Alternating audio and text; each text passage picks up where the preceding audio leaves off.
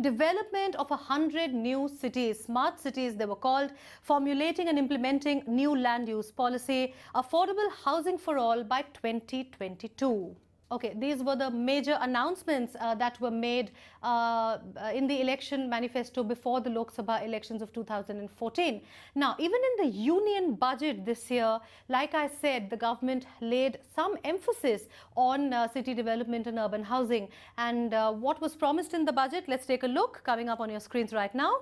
The announcements: affordable housing, allocation of 4,000 crores for low-cost housing schemes, in line with BJP's manifesto, as we just showed you. Limit on interest payment for housing loans hiked from 1.5 to 2 lakhs.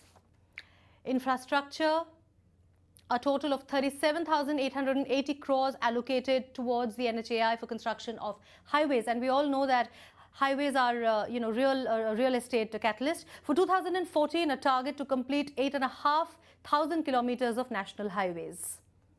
In terms of retail, the country's warehousing sector received a boost. There was an allocation of 5,000 crores.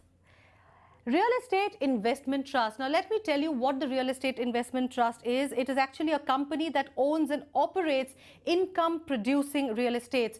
Clarity on taxation. There was clarity on taxation in the budget. They would be allowed tax pass-through status, which means they would not be subject to tax, provided all criteria for investments and dividend distribution were followed. Now, let's find out what exactly has happened in this sector at the end of 100 days. There seems to be little progress on the proposals. There are no concrete proposals on affordable housing. In fact, the plan to build 100 smart cities seems to be in limbo. There is no clarity on what exactly defines a smart city. Cumbersome tax structure. REITs, there is a three-tier tax system which includes the dividend distribution tax, the minimum alternate tax and the SPV level corporate tax.